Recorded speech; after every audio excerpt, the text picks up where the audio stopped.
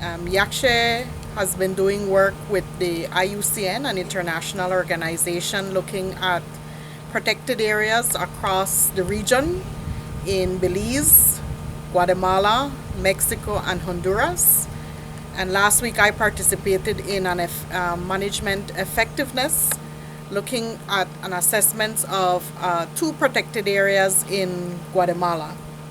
So this list of expertise or experts, as we call it, are basically trained in management effectiveness, looking at how protected areas are managed, how effective they are. And basically, we have gone through two assessments of two protected areas in Guatemala. And the aim is for these protected areas to be enlisted in the IUCN green listing.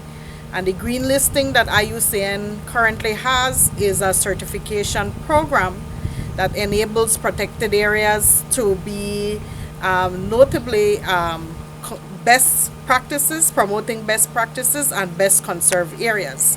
So the assessment is just basically looking at how well these protected areas are doing and are they qualified to get into the IUCN green listing. There are several protected areas in Belize that are looking to be enlisted on that green list, but have not gone through all the proper screening and assessment as yet.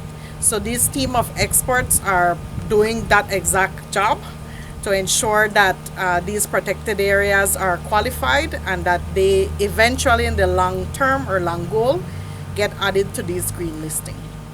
What are your thoughts about the areas that are managed here in Belize? We do have areas to improve in terms of the management of these protected areas, but most of the protected areas that we have seen so far have the qualities or have the plans in place to be added to those green listing. Of course, there are improvements to be made, and the good thing about the management effectiveness is that it gives you observations and it gives you recommendations that you need to follow in order to make your protected areas ideal to get to this particular listing. So it's just not a straight, you either get a passing mark or a failing mark. It does give you recommendations that the manager would utilize to make improvements or changes within their particular protected areas.